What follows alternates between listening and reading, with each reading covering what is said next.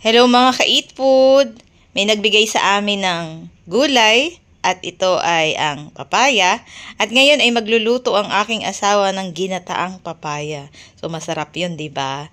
So abangan nyo na lang kung paano niya ipiprepare ito.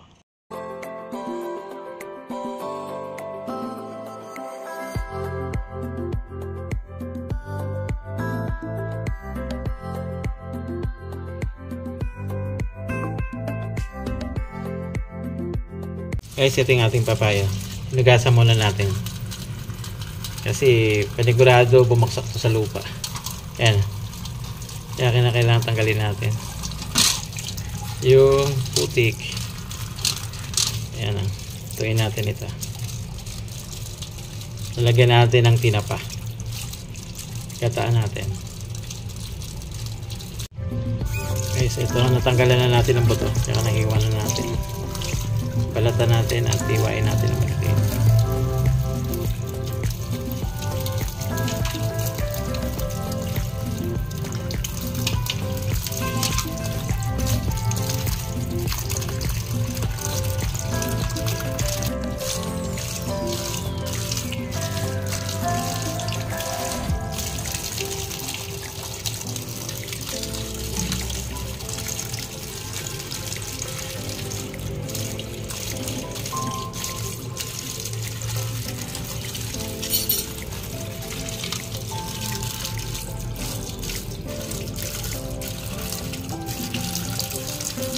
Ito yung ating smoked fish o tinapa.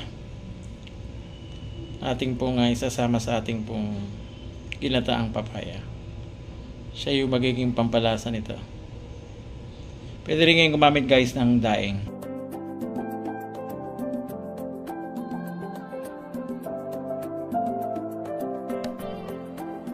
Para malinis yung ating tinapa.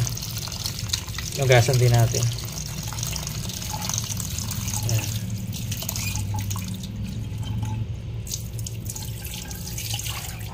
Ayan. Ayan guys. Lutuin natin sandali. Guys, ito niluluto na natin yung tinapa. Ayan. Hinahan natin yung apoy para hindi masunog. Ayan yung magiging pampalasa natin sa ating ginataan. Para less salt. Kaya maalat pa ito eh. Shoutout nga pala sa lahat ng magtitinapa. At sa mga gumagawa ng tinapa. Bango. Amoy na ng pusa oh. Umapit na yung mga pusa dito oh.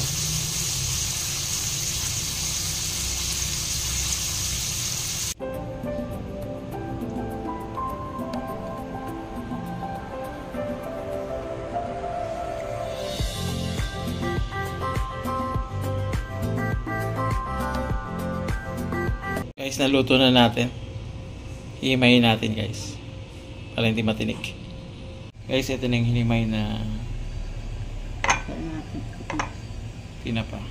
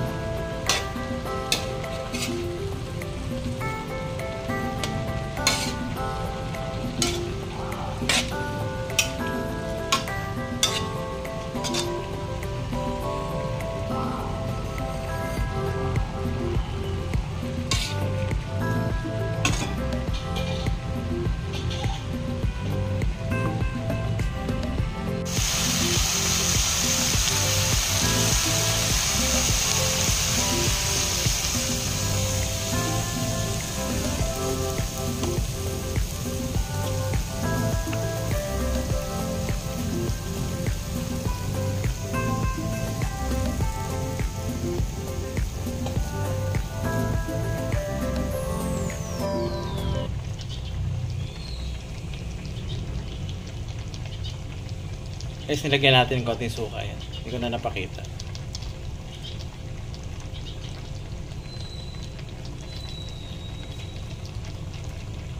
Yan guys, niluto natin. Papaya, tapos ginisa ko sa sibuyas, bawang. Yung sibuyas natin puti. Tapos nilagyan natin ng tinapa. Tapos sili, luya, paminta. Tapos konting sugar. Tapos gata, syempre.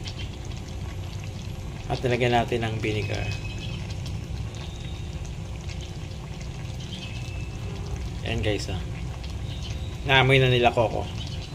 Guys, ito pa isa nating recipe. Luto tayo ng sinilyase. Yan guys. Bango ng amoy.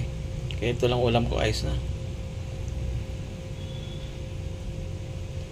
Kaya maganda talaga nagluluto. Pati yung ating mga alagang pusa at saka aso. Nakakain. Yan guys. Ang ating menu.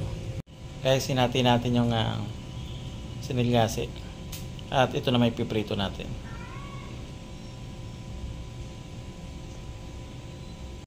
Guys, ito naman yung kalahati. Piprito natin.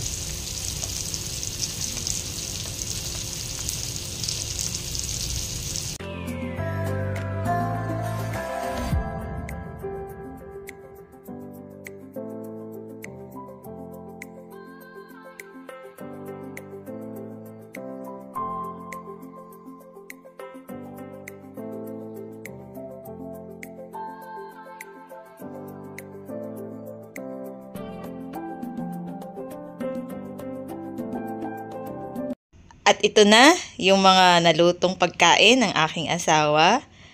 Ayan, prinito at pinaksiw na sinilyase. At syempre, ang ginataang papaya. Kaya guys, kapag gutom ka, kumain ka. God bless you po. Bye-bye.